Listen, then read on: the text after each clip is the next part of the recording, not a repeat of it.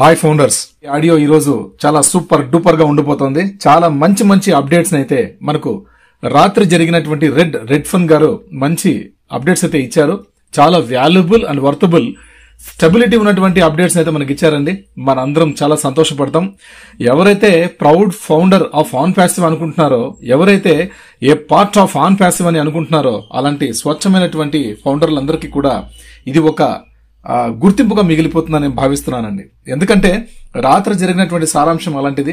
On passive title October 4, 2018లో 2018వ సంవత్సరం అక్టోబర్ 4న ఆన్ ప్యాసివ్ టైటిల్ లాంచింగ్ చేయడం అద్భుతమైనటువంటి విషయం.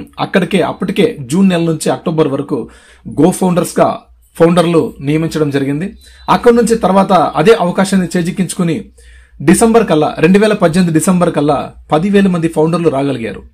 అక్కడ యాష్ గారు తీసుకున్నటువంటి సంకల్పం ఏంటంటే, మనం తప్పకుండా నా ఆశయం అయితే నేను ప్రపంచంలో ఉన్న ప్రతి ఒక్క మానవాళిని కూడా వారి కలలను వారిని గొప్పగా తీర్చిదిద్దడంలో నేను పూర్తిగా సహకరించకపోవచ్చు, కానీ కొంతమంది కలలనైతే నేను ఖచ్చితంగా తీర్చిదిద్దగలను అని చెప్పేసి టార్గెట్ చేసుకుని 10 లక్షల మందికి ప్రపంచవ్యాప్తంగా ఒక గొప్ప ఆర్థికోన్నతిని, ఆర్థిక స్వేచ్ఛని, ఫైనాన్షియల్ ఫ్రీడమ్, టైం ఫ్రీడమ్ ని ఒక ఆటోమేటివ్ సిస్టమ్ ద్వారా, అంటే ఒక క్యాట్మో సిస్టమ్ ద్వారా ఇవ్వాలని నిర్ధారించుకున్నారు. అటువంటి ఆపర్చునిటీ 2018 డిసెంబర్లో మనకు రావడం జరిగింది. అక్కడి నుంచి స్టార్ట్ అయినటువంటి రెవల్యూషన్, మన on passive AI revolution GoFounders.net website ద్వారా, GoFounders.net వెబ్సైట్ ద్వారా మనకు దాదాపుగా 14,50,000 మంది ఫౌండర్లు రాగలిగారు. 14,55,000 మంది పైచిలకు వచ్చారు. కానీ అంతమంది నుంచి మనం GoFounders.net నుంచి GoFounders.net వెబ్సైట్ కి తిరిగి వచ్చాం. GoFounders.net నుంచి అక్కడ GoFounders.net అని ఎందుకు పెట్టారు? GoFounders ఎందుకు పెట్టారు? GoFounders అంటే ఫౌండర్ పొజిషన్ అనే ఒక ఆపర్చునిటీ ఉంది. దీన్ని ప్రపంచవ్యాప్తంగా ప్రతి ఒక్కరికి కూడా నేను ఇవ్వగలను. ఎంతమంది ఫౌండర్లు రాగలిగితే అంతమందికి నేనైతే ఈ అవకాశాన్ని గొప్పగా ఇవ్వచ్చు అనుకున్నారు. అప్పట్లో ఆయన ఆశయం ఒక 10 లక్షల మంది ఫౌండర్లు రాగలుగుతారేమో, వారికి ఈ గొప్ప అవకాశాన్ని ఇద్దామనుకున్నారు. కానీ ఆయన అనుకున్న ఆశయం కంటే గో ఫౌండర్స్ అనగానే ఫౌండర్లందరూ ఎంతో మంది సామాన్యులకు ఇటువంటి గొప్ప అర్హత కలిగినటువంటి, ఆర్థికోన్నతను కలిగినటువంటి ఒక ఫౌండర్ పొజిషన్ ను ఎన్నో కుటుంబాలకు అవకాశం ఇచ్చారు.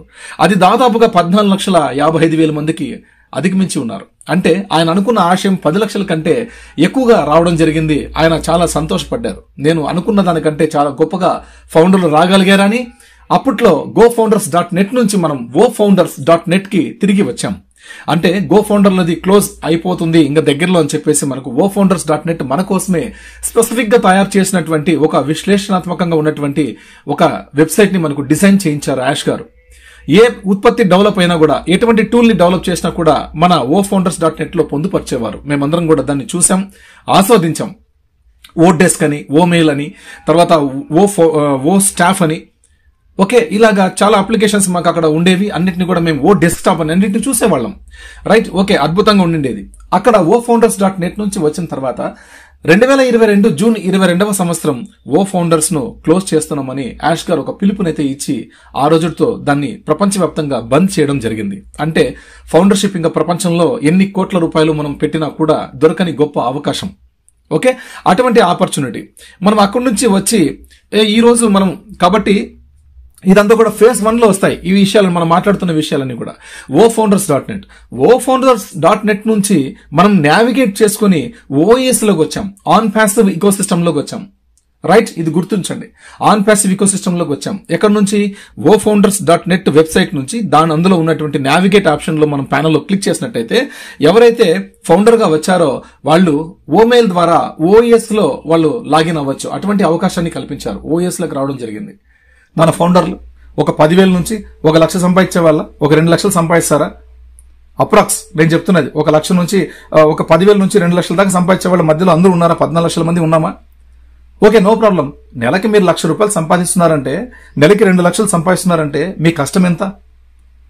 మీకు నెలకు మీరు ఒక దగ్గర సాఫ్ట్వేర్ గా మీరు జాబ్ చేస్తున్నారండి ఒక కంపెనీలో, మీకు నెలకు కనీసం 30,000 ఇవ్వాలంటే మీరు కనీసం అంటే ఒక 10 లక్షలు పని చేసి పెట్టాలి వాళ్ళకు నెలకు. ఆ కంపెనీకి, ఆ కంపెనీ తరపున మీరు వర్క్ చేయాలి. ఒక 10 lakh మీ నుంచి 10 lakh ప్రాఫిట్ కలిగేటువంటి మీరు పొటెన్షియల్ వర్క్ చేస్తే మీకు ఒక 30,000 40,000 జీతం ఇస్తారు. ఆ విషయం మీకు తెలియదు, లోతైన విషయం అది. మన నుంచి చాలా ఉంటుంది బయట, దాదాపుగా 70% మీ నుంచి బెనిఫిట్ పొందుతాయి కంపెనీస్ అన్ని కూడా. 30% మాత్రమే మీకు ఇవ్వగలుగుతారు. ఇది మనం గుర్తుపెట్టుకోవాలి. నాట్ 30%, 3% ఇవ్వగలుగుతారు. కాబట్టి ఈ విషయాలు మనం చాలా లోతైన విషయాలు మనం తెలుసుకోవాలి. మన భవిష్యత్ మారాలి అంటే మనం ఎంత కష్టపడితే మన డ్రీమ్ కార్, డ్రీమ్ విల్లా, మనకి ఏది నచ్చితే అది మన పేరిట్లో మనం బుక్ చేసుకుని స్పాట్ క్యాష్ కట్టి తెచ్చుకోవాలంటే ఇంకెన్ని సంవత్సరాలు పడుతుంది? నేను అందరికీ చెప్తున్నా, ఫౌండర్లందరికీ అడుగుతున్నా, మీరు సొంత కారు మీరు మీ పేరులో మీరు కొనాలంటే ఎన్ని సంవత్సరాలు పడుతుంది? ఒక లగ్జూరియస్ కార్, ఏదో నేను ఆషామాషి కారు మాట్లాడట్లే, లగ్జూరియస్ కార్. మళ్ళీ మీరు ఊరికే just Audi car, Benz car అని చెప్పారు. అలా కాదు, బెంజ్లోనే టాప్ మోడల్ ఏముంది? టాప్ మోడల్ బెంజ్లో టాపెస్ట్, బిఎండబ్ల్యూలో టాపెస్ట్, ఆడిలో టాపెస్ట్ కారు, టాపెస్ట్. అంతకంటే ఇంకా మార్కెట్లో ఇంకొక కారు దొరకదు. అటువంటి ప్రైస్ ఉన్న కారు మీ పేరులో మీరు తీసుకోవాలంటే ఎంతకాలం పడుతుంది? అసలు ఈ జన్మకు తీసుకోగలుగుతామా? అట్లాంటి నమ్మలేని నిజాలు కూడా నిజమయ్యే రోజులు ఫౌండర్లకి ఒక బహుమతిగా ఇస్తున్నారంటే, అటువంటి వ్యవస్థలో మనం ఉన్నామంటే మీరు సంతోషించాలి కానీ కంపెనీని విమర్శించకూడదు.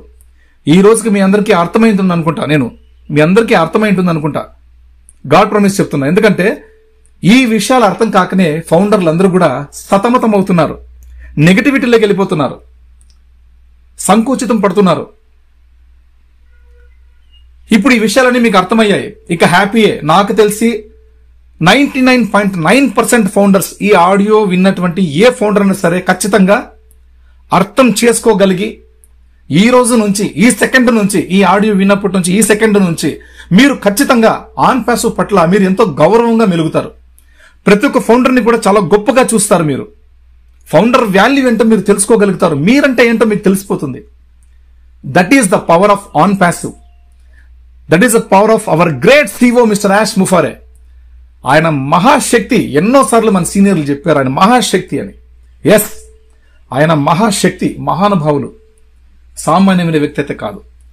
మైండ్ గేమ్తో జరిగిందండి 1.5 year నుంచి. మైండ్ గేమ్ ప్లే చేశారు యాష్ గారు. ఆయన టెక్నాలజీ పరంగానే మంచి సమర్థవంతమైన వ్యక్తి కాదు, అన్నిట్లో కూడా ఉన్నారు. ఆయన ఆల్రౌండర్. యాష్ ముఫారా గారు ప్రపంచాన్ని 220 దేశాల్లో లైసెన్స్ రిజిస్ట్రేషన్ చేసుకుని అప్రూవల్ చేసుకున్నారంటే, మన ఓ వ్యాలెట్కి పర్మిషన్ తీసుకోగలిగినారంటే ఇంకా ఎంత పవర్ఫుల్ క్యాండిడేట్ అర్థం చేసుకోండి. SEC, securities exchanges and commissions in US federal కోర్టులో మన మీద కేసు వేసిన తర్వాత ఇప్పుడు దాకా ఆ కేసుని మెప్పించి ఆ కేసులో గెలవడమే కాదు, SEC కూడా అవాక్ అయిపోయేటట్టు యుఎస్ ఫెడరల్ గవర్నమెంట్ కూడా, యుఎస్ ఫెడరల్ కోర్టు కూడా మన ఆన్ ప్యాసివ్ పట్ల how the wonder is on passive అని చెప్పే విధంగా ఆయన డిజైన్ చేశారంటే ఎంత తెలుగువంతుడో చూడండి. ఒకరు కాదు, ఇద్దరు కాదండి, దాదాపుగా సుమారుగా 300 మంది దాకా యాష్ గారికి మోసం చేశారు. 300+ పీపుల్. అంతమంది యాష్ గారికి నమ్మక ద్రోహం చేసినా కూడా ఆయన వాళ్ళందరినీ పసిగట్టి లోపలే కనుక్కుని ఒక్కొక్కరికి వెన్నువిరు చేసినారంటే ఈజ్ అ రియలీ చాలా చాలా powerful mind game person mister Ash Mufareh sir. కాబట్టి ఆయనకి ఎంత ఇచ్చినా ఏమి ఇచ్చినా మనం రుణం అయితే తీర్చుకోలేము, అది మాత్రం పక్క. జస్ట్ ఆయన బాగుంటే చాలు అనుకుంటామే, ఈ బ్లెస్సింగ్ పోతే చాలు ఆయనకి ఆయన ఫ్యామిలీ మెంబర్స్కి, టెక్ టీమ్ బృందానికి కూడా మనం మంచిగా అనుకుంటే చాలండి. ఆయన బాగుంటే మనందరం బాగుంటాం. యాష్ ముఫారా గారు ఉన్నంత వరకే మన జీవితాలు, గుర్తుపెట్టుకోండి. యాష్ ముఫారా గారు భూమి మీద ఉన్నంత వరకే మన జీవితాలు. ఆయన ఆరోగ్యంగా, ఆయురారోగ్యాలతో ఆయన సుభిక్షంగా ఈ భూమి మీద ఉండగలిగినంత కాలం ఫౌండర్లు రాజ్యం వెళ్తారు, పరిపాలకులు అవుతారు. గుర్తుపెట్టుకోండి. అటువంటి గొప్ప భవిష్యత్ని మనకి ఇవ్వబోతున్నారు యాష్ గారు. కాబట్టి ఆయన ఏం చెప్తారనేది వేరే వాళ్ళకి ఆయన చెప్పిన డేట్స్ అటు జరగవు అనమాట పని. కాబట్టి మన వాళ్ళు బయట షేర్ చేసుకుంటారు, అది కాంపిటేటర్స్ వరకు వెళ్ళిపోయి ఉంటుంది. వాళ్ళు మళ్ళీ ఎగైన్ వచ్చి అరే జరగలేదంటే ఇదని వాళ్ళకి ఎవరైతే బానిసలు ఉంటారో వాళ్ళకి చెప్పుకోవడం జరుగుతుంది. అక్కడ వాళ్ళ ఆటలు సాగు. దీన్ని కూడా యాష్ గారు కనుక్కునే ఎవరికి ఏమి చెప్పకుండా, మర్మం కూడా వదులుకోకుండా నిశ్శబ్దంగా, silence is a very powerful weapon in universe. ఆ సైలెన్స్ లో ఉన్నటువంటి మొట్టమొదటి వ్యక్తే మన యాష్ ముఫారా గారు. ఆయన ఆశయం ఆ సైలెన్స్ లోనే ఉంది, ఆ నిశ్శబ్దంలోనే ఉంది. ప్రపంచం కూడా, ప్రకంపనం కూడా, సునామీ కూడా ఆ నిశ్శబ్దం నుంచే రాబోతోంది. అందుకే ఇంత నిశ్శబ్దం అయిపోయింది ఆన్ ప్యాసివ్ అనేది. బయట ఆడియో టాపిక్ ఇంత ముగిస్తున్నాను. Advance congratulations for new AIOES. Thank you, bye, take care. జై ఆన్ ప్యాసివ్, జై యాష్ సార్, జై భారత్.